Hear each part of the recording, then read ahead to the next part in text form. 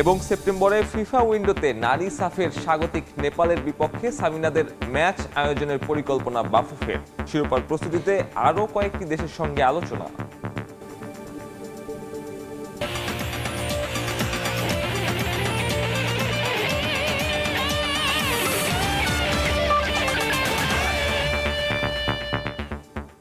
বিশ্বের নানা প্রান্তের খেলাধুলার খবর নিয়ে আমাদের নিয়মিত আয়োজন খেলার সময়, আর এই আয়োজনে আপনাদের সঙ্গে আছি আমি সাব্বির মিথুন। শুরুতেই অলিম্পিক ফুটবলের খবর। কোয়ার্টার ফাইনালের হাই ভোল্টেজ ম্যাচে ফ্রান্সের বিপক্ষে মাঠে নামছে আর্জেন্টিনা। স্তাদে দি বোর্দোতে ম্যাচ শুরু হবে আজ রাত 1টায়। প্যারিস থেকে বিস্তারিত জানাচ্ছেন এস.এম. ইকবাল। হতে পারে গ্লোবাল স্টেজে আর্জেন্টিনা ফ্রান্সের এই লড়াই যুব দলের, তবে সম্প্রতি নানা কর্মকাণ্ডে তাদের সম্পর্ক যে পর্যায়ে দাঁড়িয়েছে তাতে ম্যাচের উত্তাপ জাতীয় দলের চাইতে কোনো অংশে কম নয়। তার উপর সেমিফাইনাল নিশ্চিত করার হাতছানি ম্যাচটিতে যোগ করেছে বাড়তি গুরুত্ব। অলিম্পিকে অপ্রতিরোধ্য গতিতে ছুটছে ফ্রান্স। গ্রুপ পর্বের 3 ম্যাচই ক্লিনশিট রেখে জয় তুলে নিয়েছে লা ব্লুজ। রক্ষণের সঙ্গে দলটার মধ্য মাঠের বোঝাপড়া দারুণ। থিয়েরি ওরির আক্রমণ ভাগের অস্ত্রের অভাব নেই। অভিজ্ঞ লাকাজেত্তে মাতেতার সঙ্গে তাল মিলিয়ে পারফর্ম করে চলেছে প্রমিজিং তরুণ স্ট্রাইকাররাও। যতটা ছন্দ নিয়ে খেলছে ফ্রান্স, সেই তুলনায় পিছিয়ে আর্জেন্টিনা। অভিজ্ঞ ওতামেন্ডি থাকার পরও রক্ষণে কিছুটা ছন্নছড়া ভাব ছিল স্পষ্ট, যদিও শেষ ম্যাচে সেই ভুল অনেকটাই কাটিয়ে উঠেছে হাভিয়ের মাসচেরানোর দল। ফ্রান্স এখন পর্যন্ত ক্লিনশিট রাখতে পারলেও আর্জেন্টিনা তাদের রক্ষণকে কঠিন পরীক্ষায় ফেলবে তা নিশ্চিত। থিয়াগো আলামাদা আছেন দুর্দান্ত ছন্দে, প্রত্যাশিত স্কোর না পেলেও হুলিয়ান আলভারেজ বেশ ইমপ্রেসিভ। এছাড়াও ক্লদিও এচেভেরি এবং সিমিওনের সাম্প্রতিক ফর্ম দুশ্চিন্তার কারণ হতে পারে স্বাগতিকদের জন্য। অলিম্পিক স্বর্ণপদকের স্বাদ খেলোয়াড় হিসেবে 2বার নিয়েছে আর্জেন্টিনা কোচ হাভিয়ের মাসচেরানো। সেই তুলনায় থিয়েরি ওরির অর্জন শূন্যই। খেলোয়াড়ি জীবনের আক্ষেপ কোচ হয়ে মেটানোর সুযোগ কিংবদন্তি স্ট্রাইকারের সামনে। ঘরের মাঠে এবার যে সম্ভাবনা আছে তা নিশ্চয়ই হেলায় হারাতে চাইবেন না ওরি। স্বাগতিক ফ্রান্সের অব্যবস্থাপনা আর ফিফার অসহযোগিতার জন্য বাজেভাবে অলিম্পিক মিশন শুরু করে আর্জেন্টিনা ফুটবল। তবে মাঠে সব জবাব দিয়ে দুর্দান্তভাবে লড়াই ফিরেছে হাভিয়ের মাসচেরানোর দল। এবার ইউক্রেনকে উড়িয়ে দিয়ে স্বর্ণপদক পুনরুদ্ধারের পথে আরও এক ধাপ এগিয়ে যাবার পালা। ফ্রান্স থেকে এস.এম. ইকবাল, সময় সংবাদ। এখন পর্যন্ত কোনো অংশগ্রহণকারী দল বাংলাদেশে আসতে আপত্তি জানায়নি। তবুও চলমান সংকটময় পরিস্থিতিতে নারী বিশ্বকাপ আয়োজনে কিছুটা চিন্তায় বিসিবি। তবে দ্রুতই এই সমস্যার সমাধান হবে বলেও বিশ্বাস নারী উইং চেয়ারম্যান শফিউল আলম চৌধুরী নাদিলের। দেশ জুড়ে অস্থিরতা, ঘোলাটে হচ্ছে পরিস্থিতি, তবে বাস্তবতা মেনে মাঠে গড়াচ্ছে ক্রিকেট। বিসিবিও প্রস্তুত হচ্ছে নারী বিশ্বকাপ আয়োজনে। নারীদের টি-20-র মহাযজ্ঞ শুরু হতে হাতে বাকি মাস 2 তবে এই সময়ের মধ্যে পরিস্থিতি উন্নতি না হলে শেষ পর্যন্ত ঢাকা আর সিলেটে মাঠে গড়াবিত টুর্নামেন্টটি উঠেছে এমন প্রশ্ন।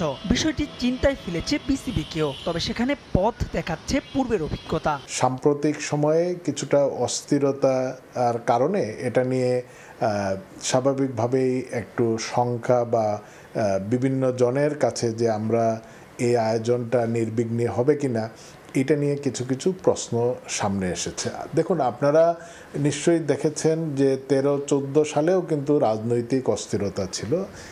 ছেলেদের এবং মেয়েদের আইসিসির মেন্স ওমেন দুটো ওয়ার্ল্ড কাপই কিন্তু আমরা একই সঙ্গে বিভিন্ন ভেন্যুতে আমরা নিরাপত্তা এবং সুন্দরভাবে আমরা সম্পন্ন করতে পেরেছি। আইসিসি সভা এবং সেই সভা শেষে এ নিয়ে একাধিক বোর্ডের সঙ্গে আলোচনা করেছে বিসিবি। তবে এখন পর্যন্ত বাংলাদেশে আসতে আপত্তি জানায়নি কেউই। তারপরও ক্রিকেটারদের নিরাপত্তা ইস্যুতে সর্বোচ্চ সজাগ বোর্ড। পরিকল্পনা হচ্ছে সেভাবেই। আইসিসির যে সভাটি চলছিল সেই সময় আমাদের এইখানে এই সহিংসতার ঘটনাগুলো ঘটে। নিরাপত্তার বিষয়টা সামনে আসাটা খুবই স্বাভাবিক এবং তারা সেভাবেই প্রশ্ন করেছেন, কিন্তু আমাদের বিসিবির পক্ষ থেকে আমাদের বোর্ড সভাপতি তাদেরকে আশ্বস্ত করেছেন। তবে সেখানে প্রশ্নের মুখে টাইগ্রিসদের সাম্প্রতিক পারফরমেন্স, বাজে ব্যাটিংয়ে যার পর নাই হতাশ নারী উইংয়ের চেয়ারম্যান। এড়িয়ে যাওয়ার কোনো সুযোগ নেই। আমাদের মানটা অনেকটাই নিম্নমুখী হয়েছে।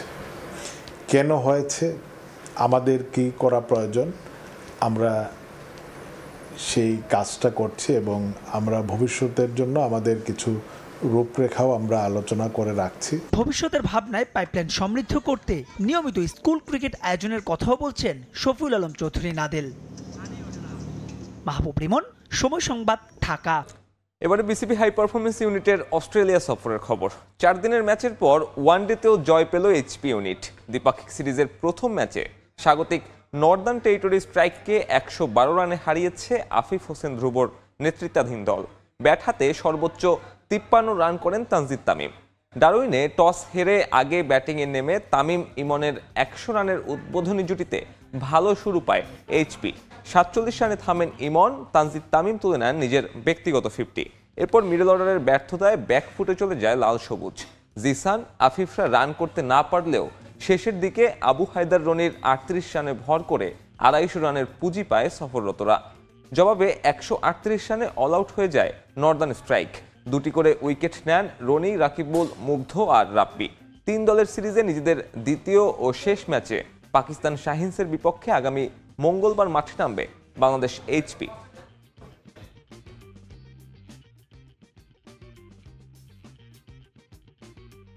মেসি এমবাপের সব স্মৃতিচিহ্ন মুছে ফেলেছে পিএসজি। পার্ক দ্য প্রিন্সেসের দেয়াল থেকে শুরু করে সুভেনিয়ার শপ, কোথাও নেই তাদের নাম। অথচ ক্লাব থেকে বিদায় নেয়া এই দুই ফুটবলারের পুরনো জার্সি এখনও বিক্রি করে ব্যবসা চালাচ্ছে নাসের আল খেলাইফির বোর্ড। পার্ক দ্য প্রিন্সেস ঘুরে সে খবরেই প্যারিস থেকে জানাচ্ছেন SM ইকবাল। পার্ক দ্য প্রিন্সেসের বাইরে থেকে বোঝার উপায় নেই, গেল মৌসুমেও এখানে খেলেছেন কিলিয়ান এমবাপে। আরও এক মৌসুম আগে বিদায় নেয়া মেসিও যেন ঠিক তাই।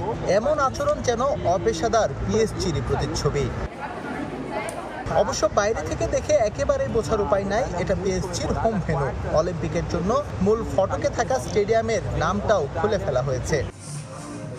তবে পার্ক দ্য প্রিন্সেসের পাশে যে অফিসিয়াল শপ পিএসজি তা বেশ আলো ঝলবলে। 2024-25 মৌসুমের সব জার্সি পাওয়া যাচ্ছে এখানে, তবে নেই প্রত্যাশিত ভিড়। খেলোয়াড়দের সম্মান দিতে না জানলেও কিভাবে ব্যবসা করে নিতে হয় তা বেশ ভালোই জানেন নাসের আল খেলাইফি।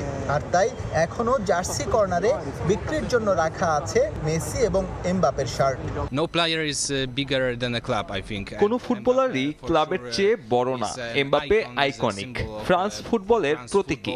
তবে পিএসজি এমন একটা ক্লাব যারা এমবাপের আগেও ছিল, আগামীতেও থাকবে। আমার মতে ক্লাব তার শূন্যস্থান কাটিয়ে উঠবে। অতীত কেউ মনে রাখে না, তাই রাখছে না পিএসজিও। নতুন জার্সিতে নতুন খেলোয়াড়দের নাম স্টিকারিং এ ব্যস্ত কারিগর। লিওনেল মেসি এবং কিলিয়ান এমবাপের সব স্মৃতিচিহ্নই মুছে ফেলেছে পিএসজি। পার্ক দ্য প্রিন্সেসে তো নেই, এমনকি আমার পেছনে যেই অফিসিয়াল শপ রয়েছে পিএসজির সেখানেও নেই এই কিংবদন্তিদের সাইন করা কোনো জার্সি। তবে ব্যবসা কিন্তু ঠিকই চালিয়ে যাচ্ছেন নাসের আল খেলাইফি। বিগত সিজনের যে জার্সিগুলো পরেছিলেন এমবাপে এবং মেসি তার ঠিকই বিক্রি হচ্ছে এই শপে। পার্ক দ্য প্রিন্সেস থেকে SM ইকবাল, সময় সংবাদ, প্যারিস। ইস্টবেঙ্গলের 105তম প্রতিষ্ঠাবার্ষিকী ছিল বৃহস্পতিবার। এ দিয়ে দিনভর ফুটবলের নগরী জুড়ে চলেছে নানা আয়োজন। ফুটবলের উৎসব হলেও দেখা মিলেছে ক্রিকেট ও চলচ্চিত্রের তারকাদের। বিশ্বজিৎ দাসের ছবিতে বিস্তারিত জানাচ্ছেন সুব্রত আচার্য। ঠিক আজ থেকে 104 বছর আগে কলকাতায় প্রতিষ্ঠিত হয় ইস্টবেঙ্গল ফুটবল ক্লাব। কর্পোরেটের এই যুগে অনেক আধুনিকতার ছোঁয়া থাকলেও এই ক্লাব ভারতীয় ফুটবল ইতিহাসের সংগ্রাম সময়কালের প্রতিনিধিত্ব করে বলেই মনে করা হয়। শুধু তাই নয়, বাঙালির দেশভাগের যন্ত্রণারও স্মারক হিসেবে ধরা হয় ইস্টবেঙ্গল ক্লাবকে। তাই এই ক্লাবের রং লাল হলুদ এবং প্রতীক ইলিশ। স্বাভাবিকভাবেই এই ক্লাবের সমর্থকদের মধ্যে রয়েছে এক ধরনের সংগ্রামের দৃঢ়তা। তাই জন্মদিনে দল বেঁধে মায়ের মতো ক্লাবের প্রতি তাদের অনুভূতির প্রকাশ ফুটে উঠল মিশ্র প্রতিক্রিয়ার মাঝে। মাতৃ সমান প্রাণের প্রিয় ইস্টবেঙ্গল ক্লাব। প্রত্যেক বছর এই দিনটা আমাদের উৎসবের দিন। কাঁটাতারা পেরিয়ে আমরা এসেছি, কাঁটাতারের দাগ আমাদের পিঠে আছে। আমরা ইস্টবেঙ্গল ক্লাবের সমর্থক হিসেবে গর্বিত। এদিন সকাল থেকেই ক্লাব তাঁবুতে আয়োজিত জন্মদিনের অনুষ্ঠান। লাল হলুদ রঙে সাজানো হয় গোটা চত্বর। সেখানে হাজির সমর্থক থেকে ফুটবলার সবাই। আর সন্ধ্যার পর ক্ষুদিরাম অনুশীলন কেন্দ্রে আয়োজিত বিশেষ অনুষ্ঠানে তো তারার মেলা বসেছিল। প্রাক্তন থেকে বর্তমান ক্লাব খেলোয়াড়, ক্রিকেটার থেকে তারকা, রাজনীতি থেকে অর্থনীতি, সব জগতের নক্ষত্রদের মিলন মেলায় ক্লাবের পক্ষ থেকে দেয়া হয় প্রাক্তন ও বর্তমান ক্রীড়াবিদদের সংবর্ধনাও। আমি মনে করি ইস্টবেঙ্গল ক্লাবের সবচেয়ে পাওয়ারফুল জিনিস হচ্ছে ইস্টবেঙ্গল ক্লাবের এই জার্সির রং। ইস্টবেঙ্গলের জার্সির রঙের মধ্যে একটা স্পেশাল পাওয়ার, স্পেশাল অ্যাট্রাকশন ছিল। আমার কাছে ইস্টবেঙ্গল ক্লাব হচ্ছে একটা জেদ, একটা সংগ্রাম, একটা লড়াই এবং হার না মানা মনোভাবের অপর নামই হচ্ছে ইস্টবেঙ্গল ক্লাব। ইস্টবেঙ্গল ক্লাবই একমাত্র ক্লাব যে ক্লাবের খেলা হলে ফুটবলের শহর প্রায় ফাঁকা হয়ে যায়। আজও ফুটবল আর ইস্টবেঙ্গল ক্লাব ভারতে প্রায় সমার্থক শব্দ হিসেবেই মনে করেন ক্লাবের কোটি কোটি দর্শক।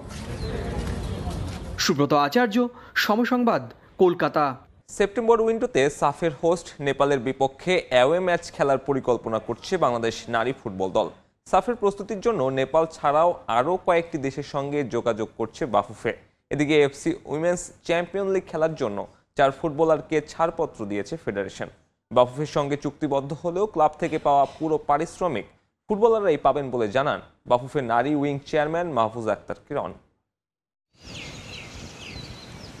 ঘনিয়ে আসছে সাফ নারী চ্যাম্পিয়নশিপের সময়, তবে টুর্নামেন্টের জন্য কতটা প্রস্তুত ডিফেন্ডিং চ্যাম্পিয়নরা? চলতি বছর সাফের প্রস্তুতির জন্য সিঙ্গাপুর, চাইনিজ তাইপে ও ভুটানের বিপক্ষে প্রীতি ম্যাচ খেললেও তা দক্ষিণ এশিয়ার চ্যাম্পিয়নদের জন্য অপ্রতুল।